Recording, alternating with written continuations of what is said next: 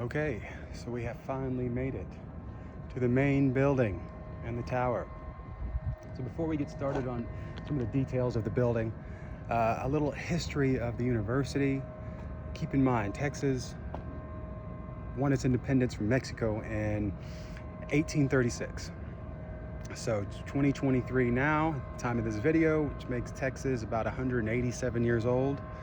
And the University of Texas itself was founded in 1883, making the university about 140 years old. So the university was founded almost 50 years after the founding of the state of Texas. And the building itself was built in 1936, so that makes it a centennial building. Texas was 100 years old when this building was built, and by 2023 today, it's about 87 years old, the building itself. And a little background of the university.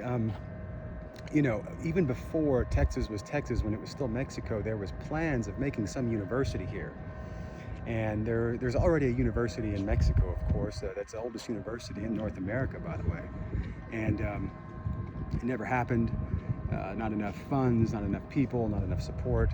And after the Texas Revolution, you know, there were still plans for a university, and again, you know, funds, support, and so on. In 1845, Texas was annexed into the United States, became a state of the United States. Before that, it was its own republic, its own country. 1840s, there was the Mexican-American War. 1860s, there was the Civil War.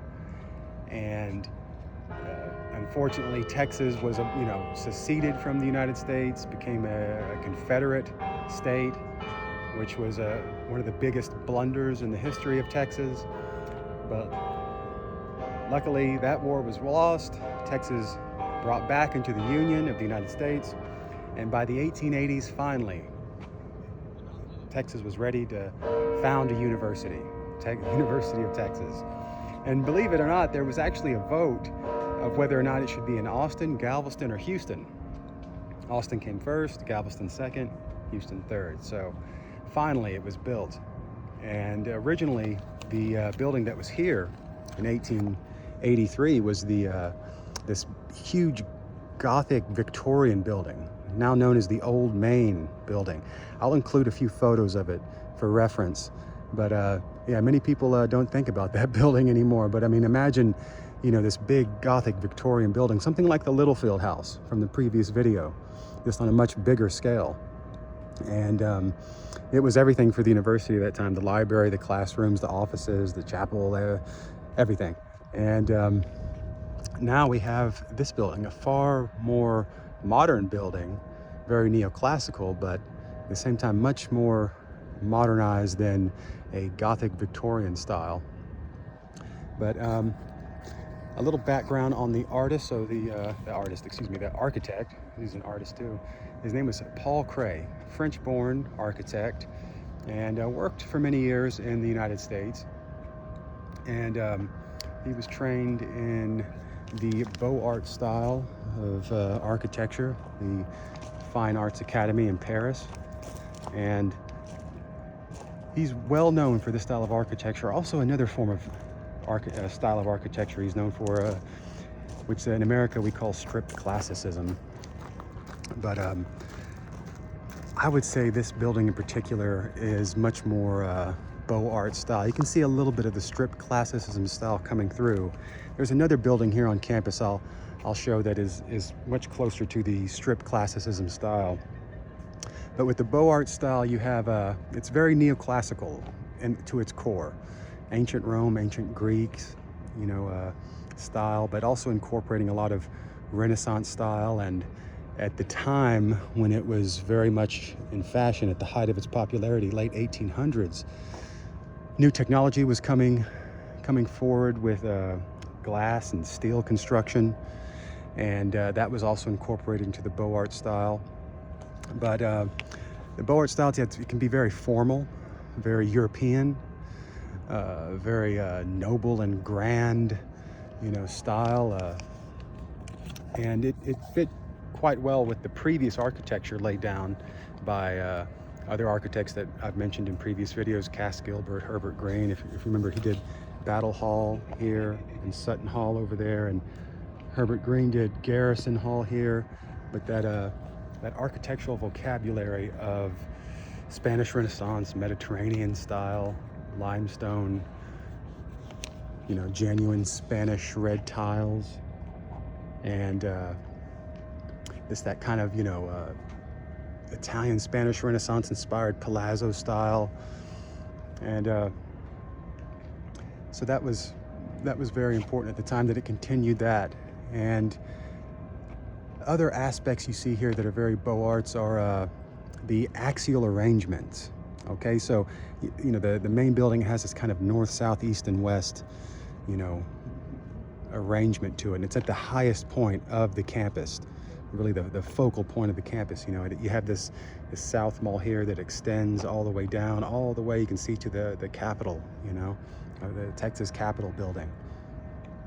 And as you walk up here, you have this series of steps, and it kind of gives you a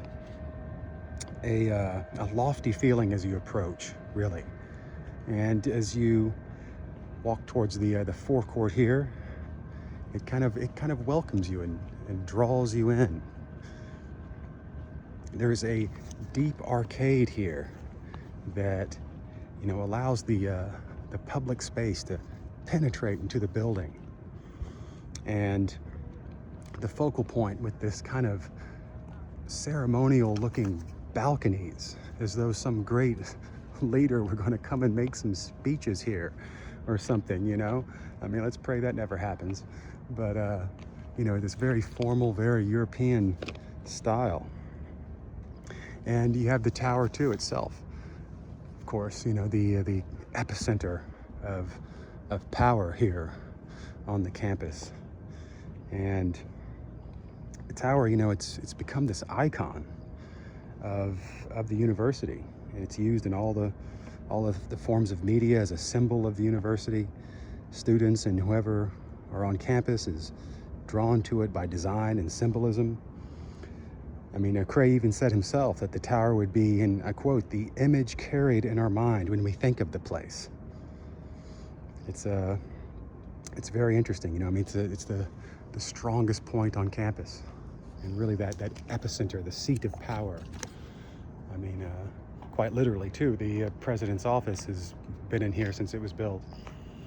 And if you come a little closer here, this wonderful arcade, very Mediterranean Renaissance style. And again, you have rustication all around the building, a very muscular, masculine style of architecture here.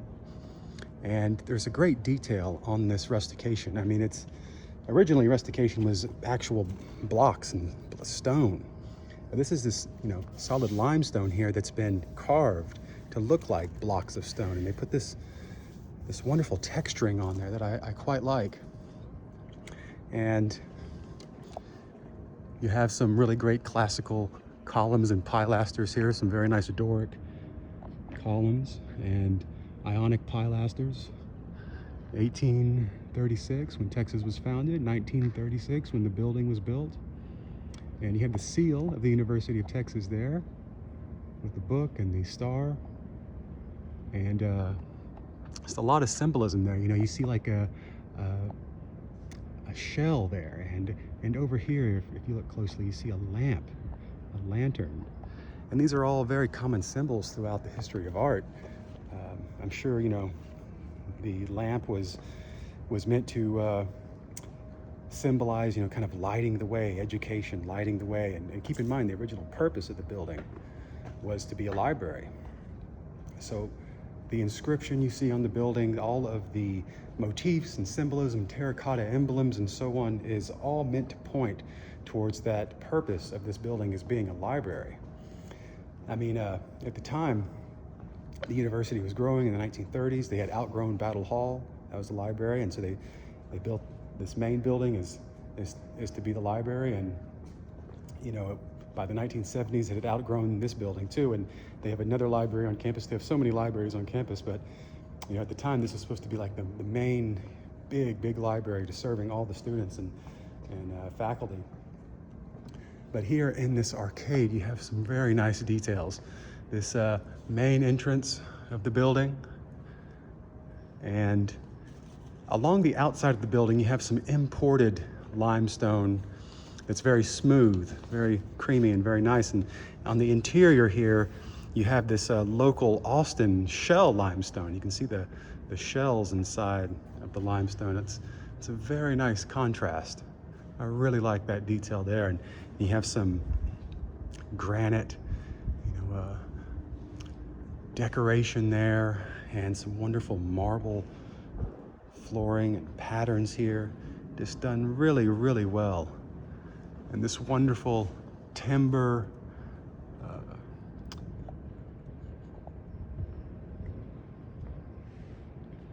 framing here up on the roof that has some very nice painting on there as well. It's very inspiring. I really like the timbers with the painting touches on there. And let's take a look at some of the other motifs here. So the inscription up at the top was really meant to, show that this was a library. And if you see where it says here, "Ye shall know the truth, and the truth shall make you free." I mean, yes, it's a passage from the Bible, but it was really meant to be more secular. That truth and freedom are the foundation of education, and that they are this kind of essential, foundation of character and progress. And it was kind of this injunction for the students to seek truth and freedom, right? And at the time, there was some different ideas of what the inscription should be. Originally, William Battle, which Battle Hall is named after, he was a classics professor, also very interested in architecture, had a lot of influence on the university, on the Board of Regents, and at this time, he had his hand, in all the architectural aspects of this building. And he originally wanted the inscription to say, "The records of the past shall give light and courage to them that come after." So, you can see that, I mean, that's definitely, in line with this building being a library. And just, it's quite interesting to think that they, had this idea that, they could really inspire people. And,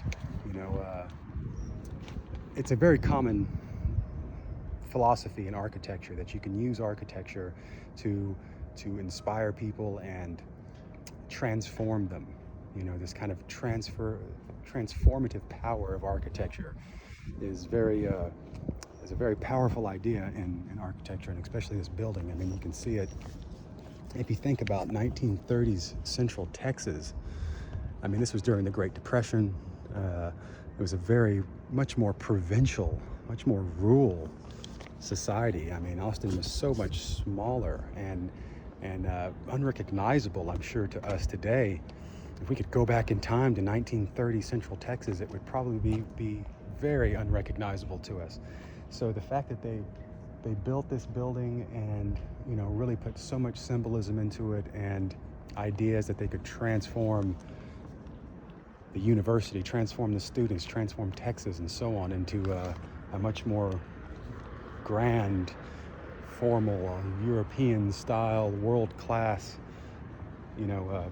place and university is quite fascinating. I mean, you can even see on this plaque right here, core purpose, to transform lives for the benefit of society. I mean, that's a pretty grand vision for 1930s Texas, and yeah, it was during the time of the Depression, the Great Depression, when this building was built. Paul Cray, the architect, even believed that it wouldn't be finished for 20 years or more, and it was finished in about a year. And a big part of that was a Works Program Administration grant from FDR and the New Deal to get people working and building, and that really pushed the construction of the building itself, and got it finished a lot faster than what everyone thought it could be. But let's go around the building a bit more and talk a bit more about some of the symbolism and the motifs. There's a lot of interesting things going on here. And yeah, meet me on the other side.